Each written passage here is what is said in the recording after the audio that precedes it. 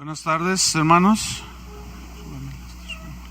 Vamos a tener nuestra cuarta clase. Le pone un título: Orando por todos. Esta es la cuarta clase. 1 Timoteo capítulo 2, versículo 1. Dame más monitor del 3, ¿sí? Por favor. Bueno, sí. Ahí está bien. 1 Timoteo 2, 1 al 8. Dice Pablo: exhorto ante todo a que se hagan rogativas, oraciones, peticiones y acciones de gracias por todos los hombres, por los reyes y por todos los que están en eminencia, para que vivamos quieta y reposadamente en toda piedad y honestidad. Porque esto es bueno y agradable delante de Dios nuestro Salvador, el cual quiere que todos los hombres sean salvos y vengan al conocimiento de la verdad. Porque hay un solo Dios y un solo mediador entre Dios y los hombres, Jesucristo hombre, el cual se dio a sí mismo en rescate por todos, de lo cual se dio testimonio a su debido tiempo. Para esto yo fui constituido predicador y apóstol, digo verdad en Cristo, no miento, y maestro de los gentiles en fe y verdad. Quiero pues que los hombres oren en todo lugar, levantando manos santas, sin ira ni contienda. Las tres clases que hemos tenido anteriores, la primera hablamos de las falsas doctrinas, luego los falsos maestros. Y aquí Pablo enseña a orar, enseña más bien acerca de la oración. En el versículo 1 del capítulo 2 dice: exhorto ante todo. Exhortar es: yo los animo, los amonesto ante todo a que se hagan rogativas. Esta palabra rogativas es un tipo de oración que habla de la necesidad extrema que hay para orar a favor de los que no conocen a Cristo. Es un ruego así, extremo por los que no conocen a Dios, y entre ellos pueden estar nuestros familiares, vecinos. Rogativas, dice en el versículo 1, oraciones. Y aquí la palabra oración, la palabra griega que se tradujo por oración aquí, habla de una oración, pero de adoración. Es decir, es una oración adorando a Dios, invocando la misericordia de Dios, pero es a favor de los perdidos, de los que no conocen a Dios, o de los que se han extraviado, o de los que andan en la vanidad de su mente. Entonces fíjense cómo cada una de estas definiciones es distinta. Rogativas, oración extrema por los que no conocen a Cristo. Oraciones, oración de adoración, invocando la misericordia de Dios. Y luego dice peticiones. Y aquí peticiones significa una oración comprometida por amor a los perdidos. Pero aquí lo que distingue de las demás es que es una oración comprometida. Por ejemplo, Pablo oraba por Israel. Y él decía: yo tengo una carga en mi corazón, porque desearía yo ser anatema y que Israel sea salvo, decía.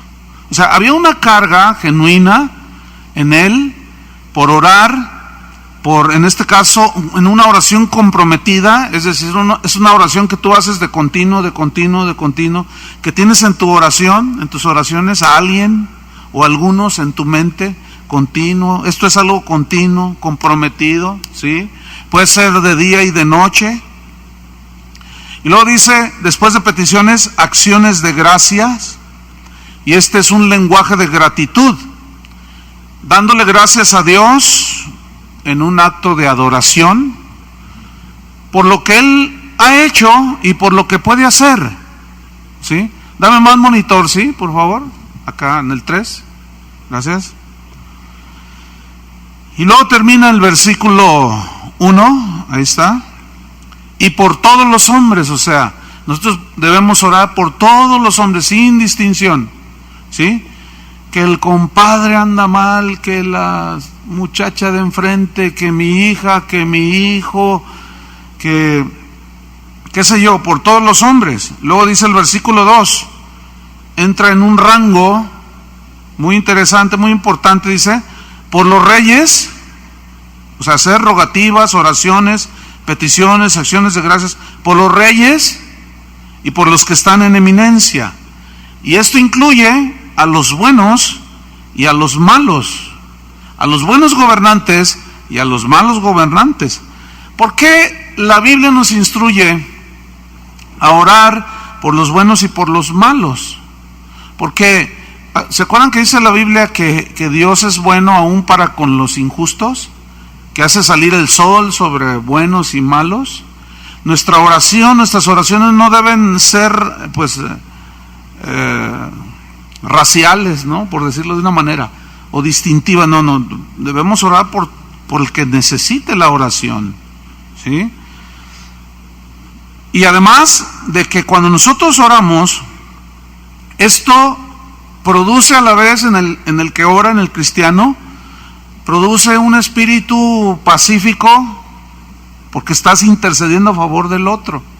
Entonces, esto evita la rebelión en contra de los gobernantes. A ver, les voy a hacer una pregunta. ¿Ustedes saben quién fue el que inició el movimiento de independencia, la guerra de independencia aquí en nuestro país? ¿Quién sabe? Uy, no saben. No saben.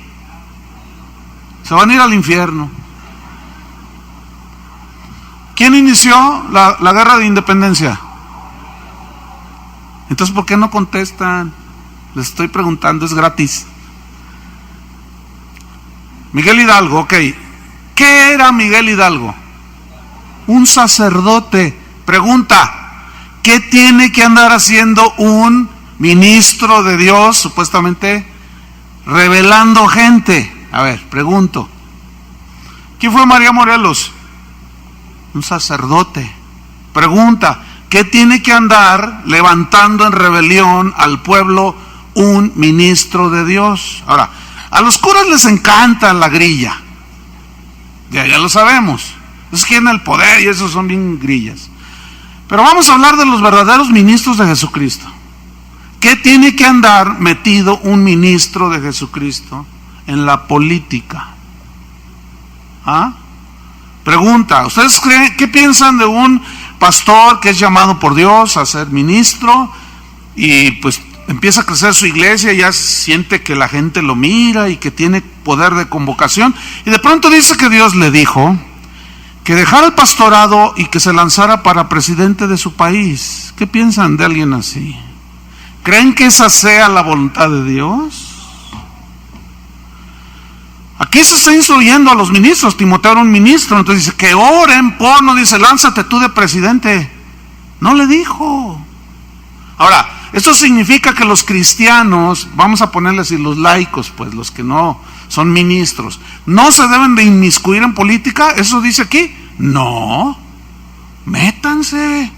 Pues hacen falta gobernadores honestos, ¿sí o no? Hacen falta policías. Métanse de cuicos aunque sea. Y no se corrompan y bueno, sí, pero estas son instrucciones para los ministros, ¿entienden? Y los ministros a su vez tienen que enseñar a la gente. Entonces, los ministros no pueden ni deben tomar partido con nadie y mucho menos incitar a la rebelión al pueblo. Al contrario, dice que se ore por ellos. En Tito capítulo 3,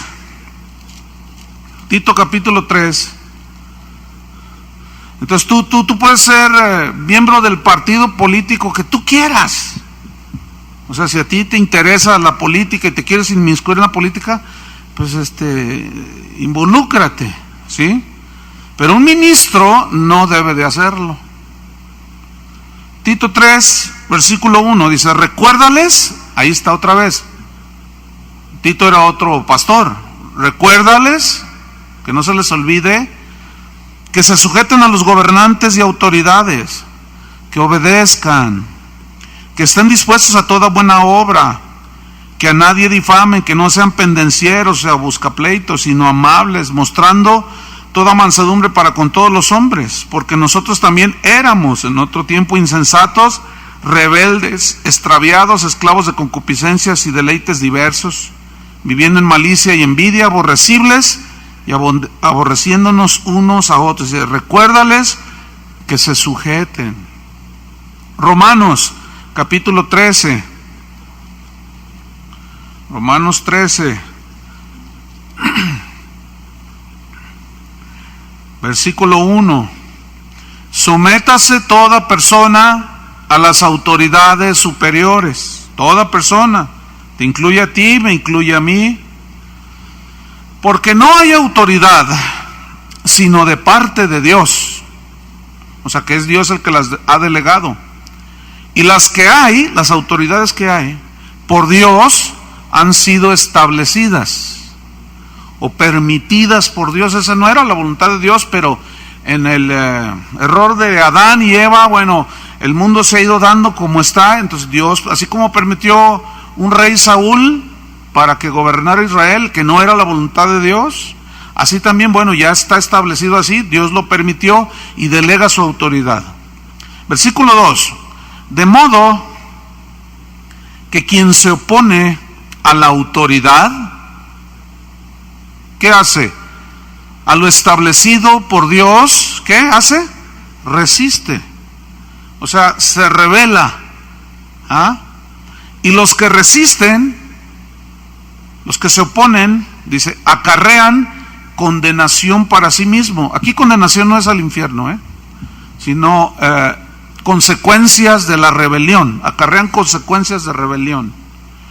Porque, aquí está la razón, los magistrados no están para infundir temor al que hace el bien, sino al malo. ¿Quieres pues no temer la autoridad? Haz lo bueno, dice, y tendrás alabanza de ella, porque es servidor de Dios para tu bien. Fíjate lo que está diciendo Dios acerca de los gobernantes, cristianos o no. ¿Ah? ¿Qué tienen que hacer ellos? Gobernar para el bien de la gente. Ahora fíjate, a veces los cristianos no sabemos acomodar bien esto, y yo les hacía la pregunta, ¿es lícito que un miembro de cualquier congregación se pueda inmiscuir en la política? Sí, es lícito. ¿Estamos o no? ¿Un ministro? No, a nosotros no. A nosotros nos dice que no. Pero ustedes sí. Ahora bien, la pregunta es esta. Porque a veces hay cristianos que dicen, vamos a hacer un partido político. Y aquí ya sucedió en México. Entonces una vez vinieron un grupo de hermanos, abogados, que querían hacer un partido político.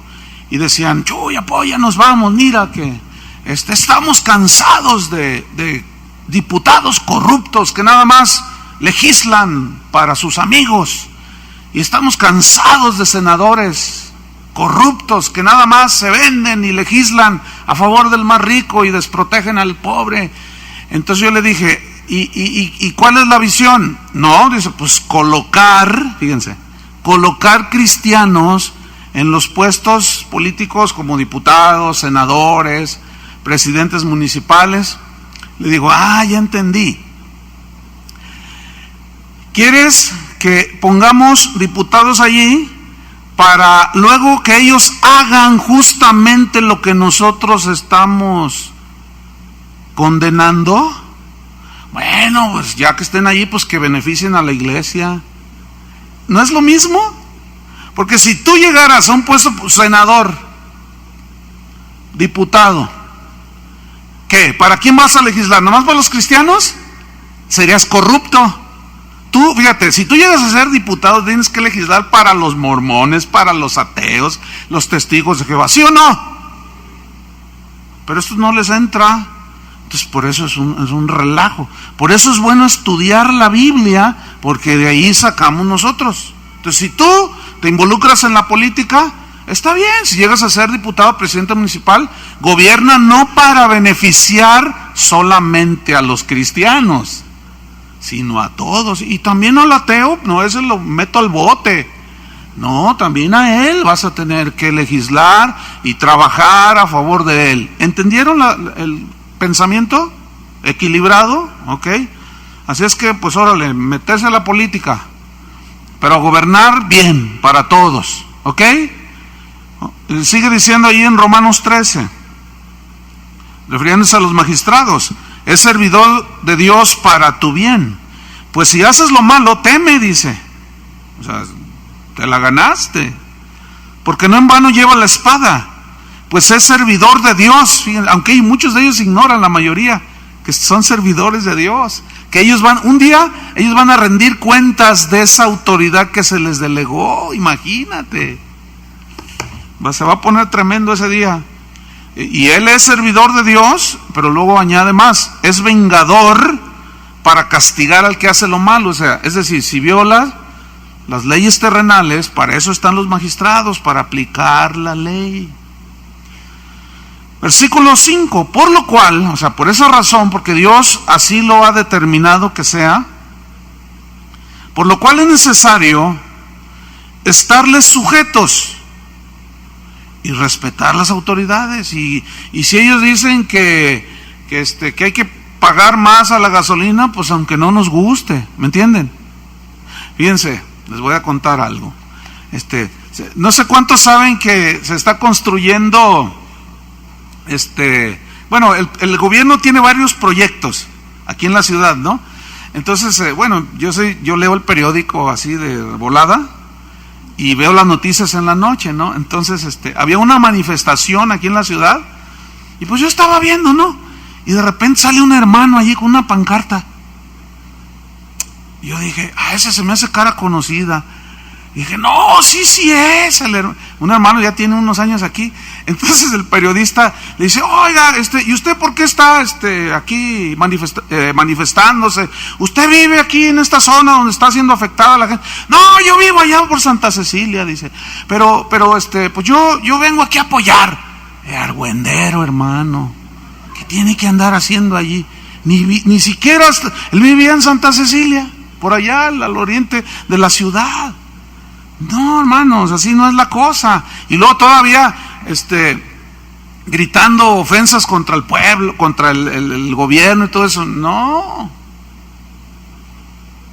Fíjense, aunque sea injusto, por ejemplo,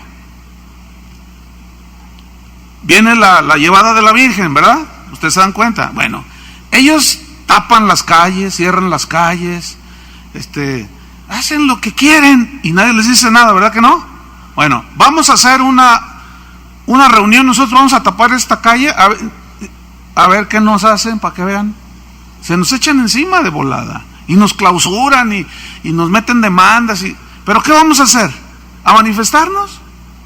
No, pues así las cosas son injustas. Por eso dice, también oren para que venga el reposo, aunque no siempre viene. Pero nosotros tenemos que estar bien ubicados cuál debe ser nuestra posición. Y es de obediencia a las autoridades. ¿Hasta qué punto es nuestra obediencia a las autoridades? Hasta el punto que no rebasen los lineamientos de Dios, la línea. Supongamos que el gobernador de aquí, ya ven que es bien católico, ¿no? Y ya hasta leen la Biblia guadalupana ahí en la Casa Jalisco, ¿no? Imagínense que se le ocurre y dice, no, pues vamos a prohibir la lectura de la Biblia a los protestantes y los vamos a meter a la cárcel. ¿Qué debemos hacer? ¿Hacerle caso?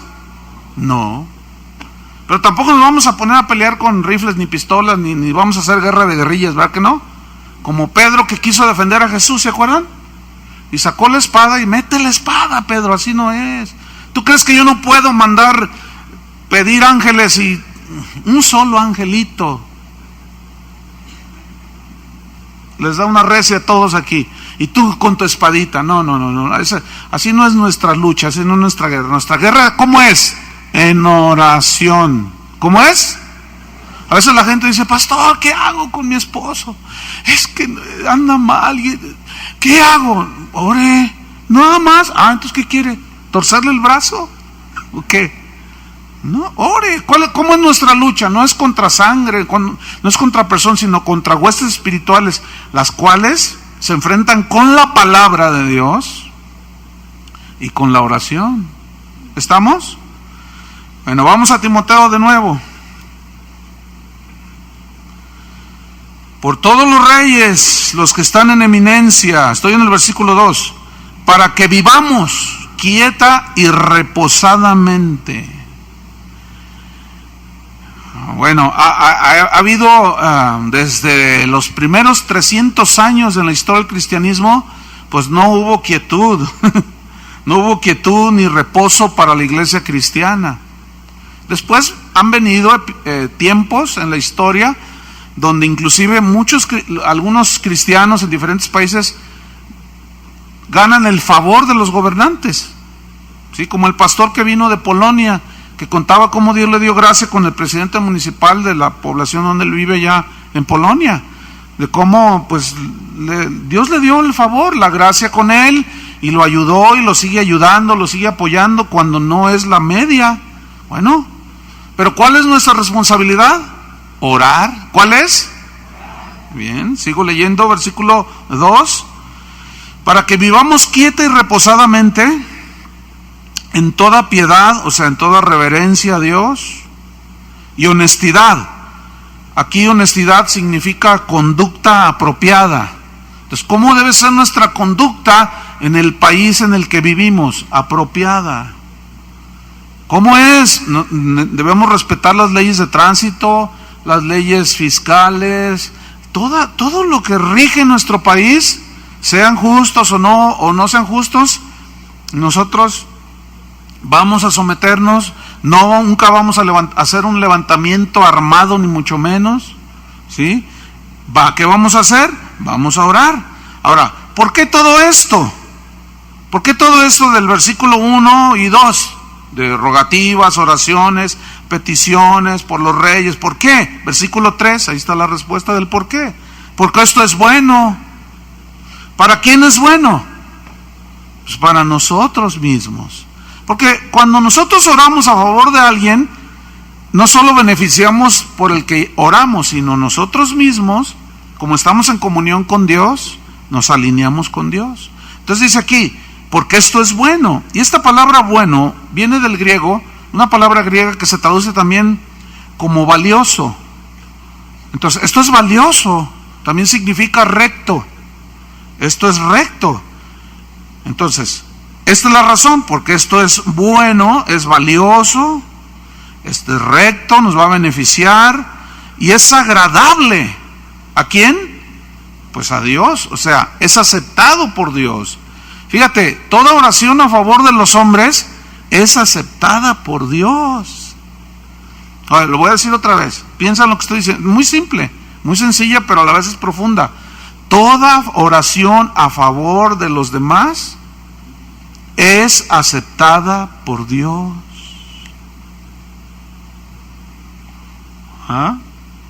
Toda oración. Por los gobernantes. Toda oración. ¿Por qué? Porque es bueno y agradable delante de Dios, dice el versículo 3. Es bueno y agradable, es hermoso, como lo fragante hacia Él. Es bueno delante de Dios, nuestro Salvador. Ahora fíjense el versículo 4. El cual quiere, o sea, Dios. ¿Qué quiere Dios? ¿Por qué quiere que oremos a favor de los que no lo conocen?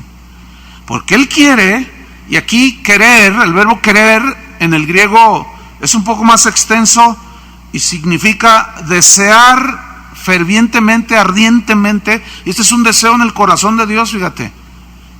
¿Qué quiere Dios ardientemente? ¿Qué quiere Dios con un deseo y una pasión? No sé cómo escribirlo porque pues Dios es Dios, ¿no? ¿Qué quiere Dios? Ahí está en el versículo 4. El cual quiere, desea fervientemente que todos los hombres que sean salvos y vengan al conocimiento de la verdad. Dios no quiere que ninguno perezca, dijo Pedro. Él no quiere, sino que todos procedan al arrepentimiento. Entonces, el deseo de Dios se manifestó, o mejor dicho, la manifestación del deseo de Dios se vio cuando Jesús vino. Ahora, en la historia del cristianismo, hermanos, sobre todo en la Reforma, hubo un hombre llamado Juan Calvino. Juan Calvino se considera, después del apóstol San Pablo, uno de los teólogos y pensadores más brillantes en la historia del cristianismo. Que la verdad, mis respetos para ese hombre, era un hombre totalmente entregado a Dios, tenía un profundo conocimiento de las Escrituras, y él pues detalló y definió muchas doctrinas que se habían perdido, y él las rescató por medio de un estudio concienzudo de las Escrituras. Y esa, digamos, corriente del cristianismo se conoce como calvinismo, ¿sí? Sería bueno que, no podemos estudiar toda porque es mucho, pero si ustedes son estudiantes de la Biblia, en sus ratos, en lugar de leer Memín Pingüín, pónganse a leer un poco de la historia de la iglesia. Si tienen internet, pongan ahí en el buscador Juan Calvino y va a salir un montón ahí. Entonces, dentro de las doctrinas del calvinismo, hay una que habla de la predestinación, ¿sí? Y después de que él estableció esa doctrina de la predestinación, que somos predestinados desde antes de la fundación del mundo, él lo definió. Dentro de los seguidores de Calvino, hubo algunos que siguieron sus enseñanzas, pero hagan de cuenta como que se fueron algunos al extremo, y se les conoce como hipercalvinistas o ultracalvinistas, ¿no? Entonces, una doctrina de los ultracalvinistas es esta. Ellos dicen que Dios predestina a unos para salvación y a otros que se vayan al infierno. Así, tajante. Entonces tú les dices, oye, pero a ver, ¿cómo? No, sí, eso es independientemente si la persona quiere o no. Si Dios dice, tú te me vas al cielo, tú te me vas al infierno. Bueno, yo quiero decirles en otra clase, tal vez en la epístola, en otra de las cartas como a los Romanos o Gálatas, hablaremos un poco más extenso de esto. Pero yo no sé, bueno, en lo particular, mi posición, vamos a ponerlo así, es, yo no estoy convencido de eso, de que Dios a unos los manda al infierno y a otros al cielo, independientemente si quieren o no, porque Él los elige, y nadie puede resistir su elección, dicen ellos, nadie puede resistir su gracia. Entonces, si por ejemplo, a mí me escogiera para irme al infierno, quiera o no, entonces en ese día, pues yo, cuando el juicio, ¿verdad? Dice, Chuy Olivares al infierno. Entonces, oye, Señor, espérame. Pero pues yo, o sea, ¿por qué me mandaste al infierno? No me diste ni siquiera una oportunidad para decidirme si quiero amarte por voluntad propia o rechazarte, y ya me mandaste al infierno.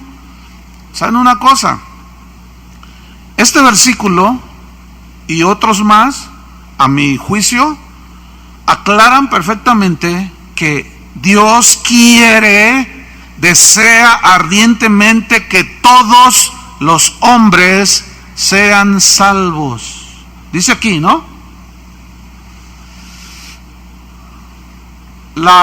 Dice que todos, y la palabra griega que se traduce por todos significa cualquiera. Puede ser de cualquier raza, tribu, nación, cualquiera, pero Él quiere que todos. Pero la pregunta es esta: ¿todos se van a salvar? ¿Por qué no? Porque no todos reciben la luz, no todos quieren seguir a Cristo, ¿sí? Entonces, aquí para nosotros es claro, Dios quiere, desea ardientemente que todos los hombres sean ¿qué? Salvos y vengan al conocimiento de la verdad. Aquí la verdad es Jesús. ¿Se acuerdan que Él dijo, yo soy el camino, la verdad y la vida? Pero también la verdad del Evangelio, la verdad de su palabra. Jesús decía cosas como esta: que te conozcan a ti, Padre, y a Jesucristo, a quien has enviado, ¿verdad? Entonces, esa es la voluntad de Dios, que conozcan al Hijo de Dios. En Juan capítulo 1 dice que la luz vino, alumbró a todo hombre, pero los hombres, ¿qué dice? Amaron más las tinieblas que la luz. Ellos amaron, decidieron amar más las tinieblas que la luz, pero hubo quienes le recibieron, ¿no es cierto? Entonces, Dios quiere que todos los hombres sean salvos, pero no todos son. ¿Por qué? Porque no todos lo aceptan, no todos, algunos lo rechazan, otros por su libre voluntad, porque el calvinismo dice que el hombre caído no tiene la habilidad, está totalmente corrompido, no tiene la habilidad de escoger lo bueno, dicen ellos. Pero entonces yo hago una pregunta aquí: cuando Dios hizo a Adán y Eva, ¿en qué estado estaban? Perfecto, ¿no es cierto? Entonces, ¿por qué escogieron el mal?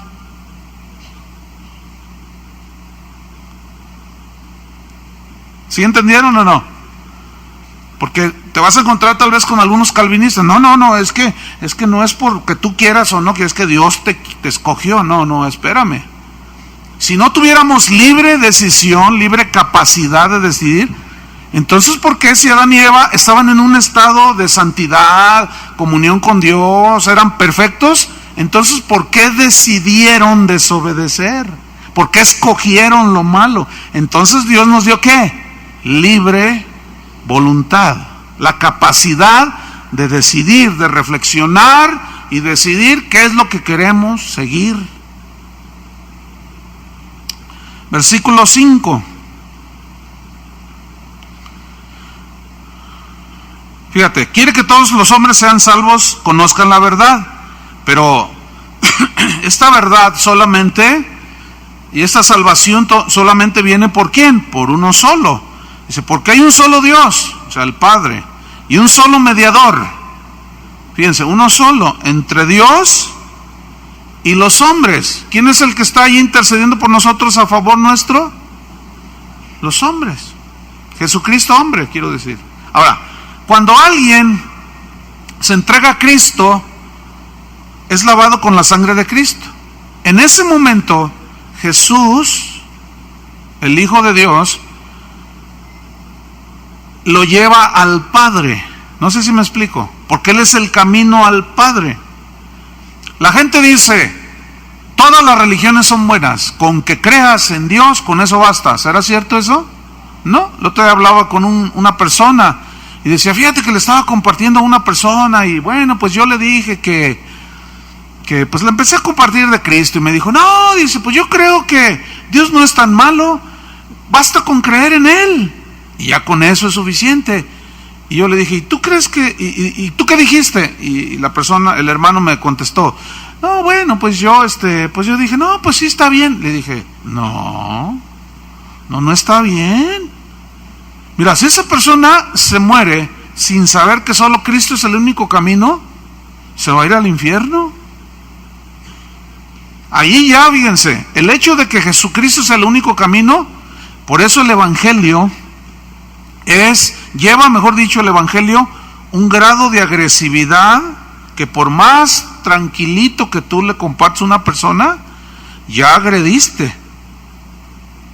¿No es cierto? ¿Por qué? Porque ellos te van a decir, no, pues que Buda, no, pues que fulano de tal, no, pues que el santo fulano, no, pues que la Virgen Sultana. No, nada más hay un solo mediador, hay un solo camino. No, pues ¿qué te crees? ¿Cómo? Y a ver, que la Madre Teresa de Calcuta, a ver, que ella, que... No. Entonces ya, fíjate, Por más suavecito que quieras predicar el evangelio, pues no se puede. ¿Te imaginas cuando Jesús está delante de los religiosos que creían que la salvación era por obras? Y Jesús les dice, no, están muy equivocados. Hay un solo camino. Después uno de sus discípulos le dice, ¿y cuál es ese camino, Señor? ¿Quién es? Yo soy el camino, la verdad y la vida. Nadie va al Padre si no es por mí. O sea, a través de Él, porque tiene que pasar por el sacrificio de Cristo. Y ningún iluminado, ningún hombre, por más espiritual que haya sido, ninguna mujer, murió por nuestros pecados, ¿verdad que no? Entonces, bueno, eso ya lo sabemos nosotros. Pero aquí Pablo establece perfectamente esa verdad. Hay un solo Dios, un solo mediador entre Dios y los hombres, Jesucristo hombre. Versículo 6, el cual, o sea, Cristo, se dio a sí mismo en rescate por todos. Ahora, también está el otro lado del extremo de gente que dice, no, mira, aquí ya ves, murió por todos. Entonces, no, Dios es tan bueno que no va a mandar a nadie al infierno. Si Él murió por todos, en aquel día los va a salvar a todos. No, tampoco. Porque entonces, ¿dónde está la responsabilidad que todos tenemos? No. Sí es cierto que murió por todos, pero ¿cómo es que se aplica la sangre de Cristo y nos son perdonados los pecados? Cuando creemos. ¿Estamos o no? Ok, el cual se dio a sí mismo en rescate por todos, de lo cual se dio testimonio a su debido tiempo. Ya desde los profetas se venía profetizando que vendría el Mesías, pero la gente del tiempo de Jesús pensaban que el Mesías era más político que espiritual, que ellos creían que los iba a libertar del yugo de Roma, pero a lo que vino Jesús es a libertarlos ¿de qué? De la esclavitud del pecado, no de Roma, sino del pecado. Entonces, se dio testimonio a su debido tiempo, versículo 7. Para esto, o sea, para seguir proclamando, yo, dice Pablo, fui constituido, establecido, predicador. Aquí predicador significa heraldo, proclamador. Yo fui constituido un heraldo, un predicador, un proclamador y apóstol, un enviado con una misión, pero apóstol genuino. Y luego está entre paréntesis, digo verdad en Cristo, no miento. ¿Por qué Pablo dijo, a mí Dios me escogió como heraldo, como predicador y como apóstol, y les digo la verdad en Cristo, no miento? ¿Saben por qué dijo no miento? Porque ya le estaba previniendo, ya lo vimos en el primer capítulo, acerca de los falsos profetas, que se autonombran apóstoles, que se autonombran profetas, y uno más osado, algunos dicen que son Cristo encarnado, y esos mienten. Por eso Pablo dijo, yo no les miento, a mí Dios me llamó, me escogió de una manera tremenda, y ciertamente Él hizo caso al llamamiento de Jesús. Entonces dice, no miento, soy predicador, un enviado, apóstol y maestro de los gentiles. Maestro en fe y verdad. Aquí fe no es creer, sino maestro en las verdades del Evangelio. Aquí fe son las verdades del Evangelio. En fe y verdad, dice. Es decir, sin esconder nada. Genuinamente, íntegramente. Versículo 8. Quiero pues, fíjate, con la autoridad que Dios le había dado al apóstol, dice, bueno, quiero pues que los hombres, y aquí incluye a las mujeres obviamente, que los hombres oren en todo lugar. Yo quiero que notes cómo no hay, ya en el Nuevo Testamento, y Cristo lo estableció, que no hay un lugar específico a donde ir a orar. Venimos aquí y oramos, pero sabemos que podemos orar en cualquier lugar donde estemos, ¿verdad? Cuando Jesús encontró a la samaritana, ella le dijo, nuestros padres adoraron en este monte y ustedes dicen que en Jerusalén. Y luego Cristo establece una verdad tremenda. Dijo, mira mujer, la hora viene cuando ni en este monte ni en Jerusalén adoraréis al Padre. Se va a adorar al Padre en espíritu y en verdad. ¿Qué significa esto? En cualquier lugar. Pedro, en Hechos 10, se subió a la azotea a orar. Entonces la gente religiosa tiene la idea de que la oración solo se hace en el templo. Pero no, tú puedes orar en el camión, puedes venir manejando, puedes donde quiera que tú estés, puedes orar. Fíjate cómo se amplió el panorama de la oración. Entonces, cuando tú escuches a otro cristiano o alguien que diga, vamos a Colombia porque allá Dios se está moviendo, y acá no se mueve. Vamos a Pensacola porque allá está el avivamiento. ¿Cuál avivamiento? ¿A qué le llamas avivamiento? Vamos o como los hermanos que venden viajes a Israel. Bueno, pues ellos venden, ¿no? Pero te la presentan de esta manera y te dicen, hermano, mire, vaya a la Tierra Santa. Y luego llegan los hermanos con los ojitos volteados, así como San Pillín, ¿verdad? Llegan todos bien espirituales. Ay, cuando yo estaba ahí en el río Jordán, donde bautizaron a Jesús, sentí su presencia. De veras. ¿Ustedes creen eso? O sea, no se coman el cuento. Es un cuento. Confunden, escúchenme bien, la presencia de Dios con las emociones. Porque Dios está, ¿dónde? En nosotros. A mí me han querido convencer un montón de veces de que vaya, e incluso hasta te la ponen así, no, tu vida cambia. Oye, no, espérame, ya la cambió. O sea, bueno, esos los que te venden los viajes a Israel, pues te la ponen de esa manera. Pero fíjense lo que me comentó un amigo mío, que ha ido varias veces a Israel. Me dice, mira Chuy, me di cuenta, él es un pastor que sabe mucho de la Biblia.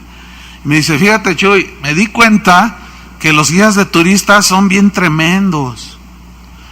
Se comunican entre ellos y tienen 2 lugares donde supuestamente Jesús nació. 2 lugares donde supuestamente lo crucificaron. Entonces se comunican, y como hablan en hebreo, dice, una vez yo iba con un rabino que habla hebreo y oyó que le estaba diciendo, oye, aquí Torre Blanca, cambio. Oye, traigo aquí un contingente de cristianos, pero ¿en cuál estás? No, pues estoy en la tumba 1. Pues llévalos a la tumba 2. Fíjate nomás, es un negociazo tremendo. Y llevan los cristianos, ¿no? Aquí nació Jesús. Y empiezan a sentir bonito. Y los de la tumba 1 y los de la tumba 2, lo que les tumban es el dinero. No, hermanos, nosotros no adoramos lugares, no adoramos ríos Jordanes, no tenemos que ir hasta allá tan lejos para sentir la presencia de Dios, por el amor de Dios.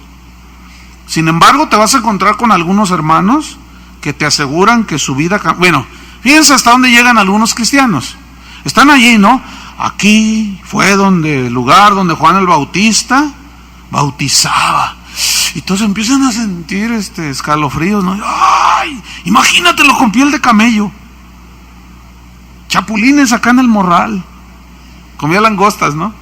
Y su botellita de miel acá. ¡Ay, qué tremendo de haber sido! Imagínate los fariseos cuando venían. ¡Ay!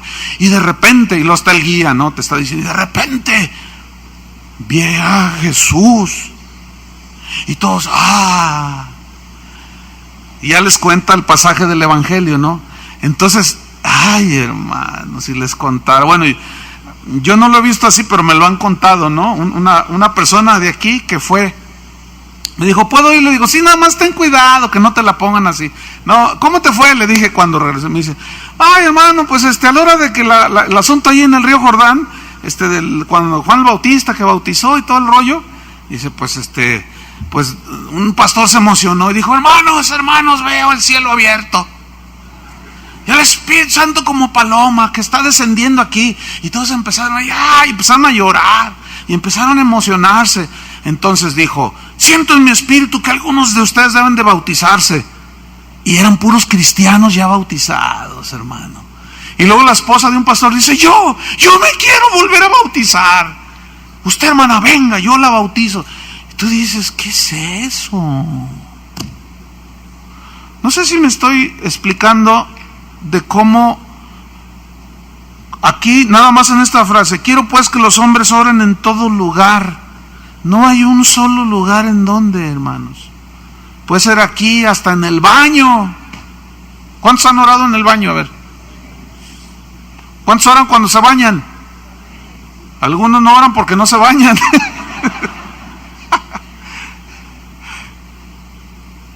Entonces fíjate lo que dice, ¿qué es lo importante? Quiero pues que los hombres, mujeres oren en todo lugar, dice, levantando manos santas, o sea, limpias, ¿sí? Sin ira ni contiendas, o sea, sin discusiones, sin pleitos, o sea, que tengan paz en su corazón. ¿Cuántos tienen paz en su corazón? Y luego en versículo 9 dice, asimismo, y son instrucciones, acuérdense, de un apóstol a un pastor Timoteo, de cómo debe conducirse en la iglesia, en la casa de Dios, o cuando se reúnen los hermanos. Asimismo dice que las mujeres se atavíen de ropa decorosa, con pudor y modestia, no con peinado ostentoso, ni oro, ni perlas, ni vestidos costosos. Fíjate, aquí hay unas palabras muy interesantes. Dice que las mujeres se atavíen de ropa decorosa. La palabra griega que se tradujo aquí, que aparece en el idioma original griego que se escribió, es la palabra cosmios, de donde viene la palabra cosmos. Y cosmos significa orden. Cosmos significa, habla de un orden en el universo, pero habla de cómo Dios decoró el universo, ¿sí? Entonces, fíjate qué hermoso decoró las flores, los pájaros, cómo. Y de cosmos o de cosmios es donde se deriva la palabra cosmetología, de donde vienen los cosméticos, porque los cosméticos para las mujeres son las que se dan, pues la manita de gato, ¿verdad? Así se arreglan así, se decoran, pero algunas se sobredecoran, unas no se decoran nada, se van al otro extremo, y otras se decoran demasiado. Entonces Dios dice, mire, aquí Pablo dice, miren, Dios hizo el universo y decoró todo de una manera extraordinaria, ¿verdad? Hay hermanos que dicen, no, ni un relojito, ni un anillito, ni un aretito, mucho menos un collarcito, y te las traen así, todas como veladoras, ¿no? Todas así de las hermanas. Pero luego hay otras que traen un anillo en cada dedo, y se ponen anillos hasta en los pies, eso de los pies. Eso es una exageración. ¿Han visto a los paisas que vienen de allá del norte con 50 cadenas de oro aquí? Caminan así. Digo, pues una cadenita, bueno, pero 50 cadenas, eso ya es. ¿Han visto? Miren, cuando los fabricantes de automóviles hacen los automóviles, los diseñan todo con las medidas, todo tiene diseño, tiene un fin. Pero luego a otros se les ocurre hacer unas llantas de 35 pulgadas, de este vuelo, unas llantotas bien brillosas, o unos rines, y luego se las ponen a las camionetas. Se ven tan horribles esas camionetas. ¿Sí las han visto? O sea, se ven así como un zancudote, así quién sabe cómo, se ven horribles. Pero ellos dicen, se ven padrísimas, pero la verdad, se ven súper exageradas. No sé si me explico. Entonces, el fabricante dice, el rin debe de ser de tal medida, para que la suspensión funcione bien. La llanta debe de ser de tal espesor, la goma, pues, ¿verdad? Que se infle a tantas libras, para que el peso, todo está fríamente calculado. Pero luego sale uno allí y le pone unas llantonas se ven horribles. ¿Han visto a las señoras, a las viejitas? No sé si han visto alguna, pero yo he visto un montón. Señoras de 70 años, 75 años, pintadas de rojo hasta acá arriba, así. ¿Las han visto así? Porque que parecen caribeñas, tú. Así, que si tú por accidente te hundes allí, si le das un beso, quedas como cuando cumples años que te embarran el pastel. Porque se ponen, quién sabe cómo le harán con espátula, no sé, ¿no? Sí. Y tú le dices, no, oiga, abuelita, está bien que se quiera arreglar, pero no exagere, abuelita. Y fíjate, es lo interesante que la Biblia dice que la mujer, ¿qué dice? Se atavíe de ropa decorosa. O sea, que la adorne, pero ¿cómo dice? Con pudor. Ahora, ¿qué es el pudor? La palabra griega significa, de esa palabra se deriva la palabra cohibido. O sea, que sea recatada, pues, que no ande enseñando todo. Como algunas cristianas, parece, no sé qué piensan. Déjenme contarles lo que me comentó un amigo mío hace años, cuando él estaba soltero. Dice que pues él servía a Dios en el ministerio. Entonces, pues cuando un soltero sirve en el ministerio, no, pues 100 hermanas, Dios les dice que él va a ser el marido de ellas, ¿no? Y ahí andan las hermanas. Y yo le decía a este amigo, no, y ahorita yo creo que hasta abuelo es, pero en aquel entonces decía yo, no, pues ya cásate, porque, bueno, cuando Dios quiera. Entonces un día me contó una historia bien tremenda. Dice, fíjate que pues había una muchacha allí en la congregación que pues me llamaba la atención y se veía bien, o sea, normal, así, con pudor, decorosa, muy propia entonces, pues yo mostré un interés y la invité a tomar un café, dice. Entonces, pues nos vemos en tal café. Y cuando llego, pues yo vi que estaba una muchacha ahí parada, pero no la reconocí. Yo dije, ay, esa muchacha ni siquiera la miró, porque traía una vestimenta que enseñaba todo. Pues era la hermanita. Y dice, yo llegué y me paré y la vi, y luego ella, ¡hey, acá estoy!, le dice. Mira, se transformó. Traía una faldita hasta acá, enseñando todo acá, toda pintarrayada y un peinadón acá. Y unos tacones así bien altos, se usaban de ese tiempo así. Entonces dice, cuando la vi yo dije, no, esta no es. Yo quiero que noten qué fue lo que pasó allí. Fíjense, él dijo, esta muchacha me gusta, pero ella cómo quiso atraerlo, por la carne. Jovencitas, sobre todo las solteras, ¿verdad? Pero hay una que otra casada que a veces anda ahí, pero que hay, hermanas, y la Biblia instruye acerca de eso, que se atavíen de ropa decorosa, con pudor y modestia. Fíjate, dice, no con peinado ostentoso. La palabra ostentoso viene de una palabra griega que significa entretejido el pelo. Lo que pasa es que en los tiempos de Pablo, los griegos, los romanos, las mujeres se hacían unos peinados que parecían edificios. ¿Sí han visto las crónicas de ese tiempo? Se ponían como un molde y los entretejían el pelo y se hacían unos chongotes impresionantes. O sea, muy elaborados. Y dice, no, dice, así no es, o sea, peínate.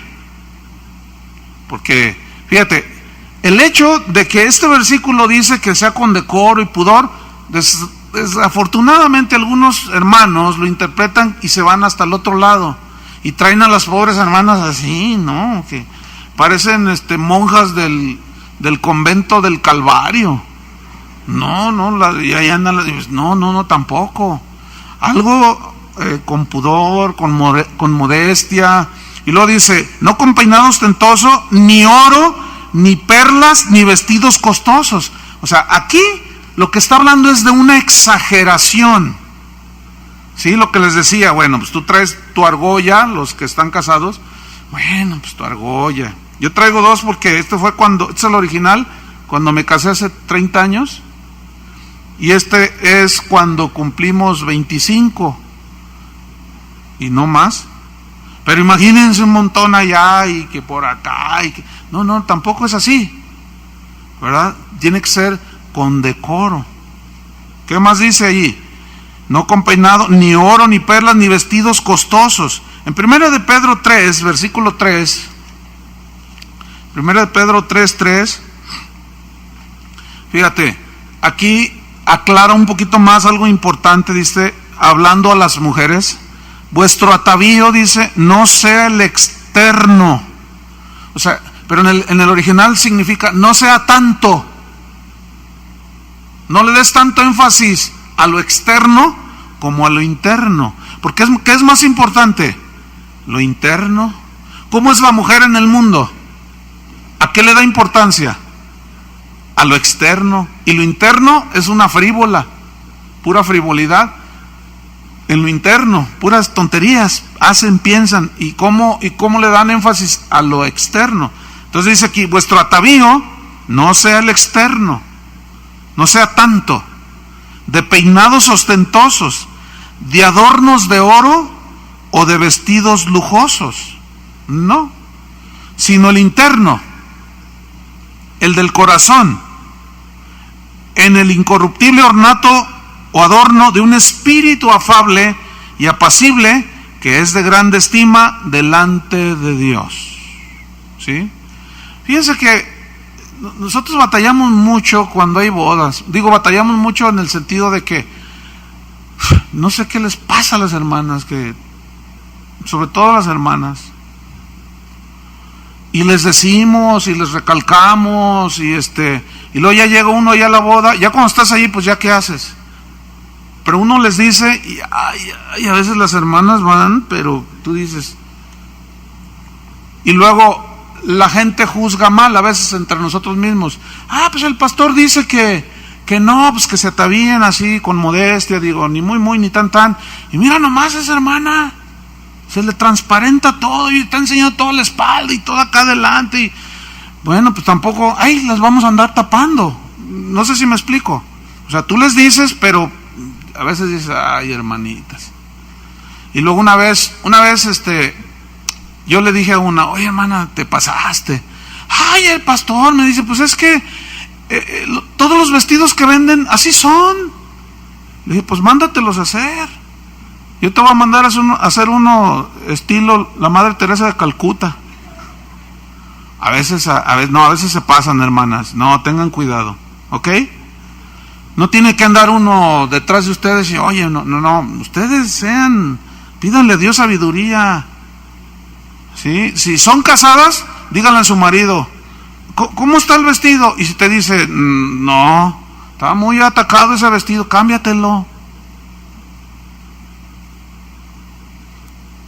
¿Por qué me ven feo? O sea, quedaron muy pensativos. Si no eres casada, dile a alguien que de veras te ame. Dile, oye, pues vamos a ir a la boda, se va a casar Miguelín. Pero no es conmigo, van a decir 200. Pues nomás se va a casar con una. Borren esto. Entonces, si tú vas a una boda X, pues dile a una hermana que te ame, que te respete, que te valore. Oye, ¿cómo está el vestido? Y si te dice, no, está bien descubierto de atrás. Bueno, pues agarran que sea una servilleta y póntala de capita y vámonos. Pero hay que ser hermanas más ¿Amén, hermanas? Bueno, ya los veré en las bodas.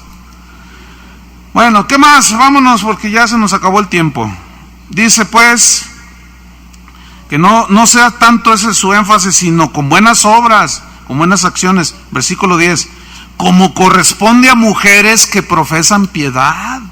¿Ven? O sea, que son santas, puras, íntegras, derechas. La mujer, ya aquí ya no quiero porque nos vamos a quedar a la mitad y luego van a surgir preguntas aquí importantes. Aquí lo vamos a dejar, ¿de acuerdo? Vamos a orar. Señor, te damos gracias porque tú nos enseñas que tu deseo es que nadie se pierda, sino que todos sean salvos.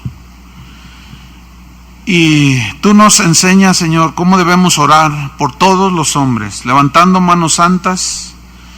Y luego nos instruye, Señor, acerca de cómo debemos de comportarnos los hombres, las mujeres, aún hasta en el vestir, que tiene que ser de una forma decorosa, con pudor, con modestia, no dando un énfasis al exterior, sino al interior. Señor, danos sabiduría para seguir las instrucciones que están en tu palabra y así vivir como corresponde a los hijos de Dios. Danos sabiduría, Señor, y gracias por tu palabra. En el nombre de Jesús. Amén. Amén. Amén.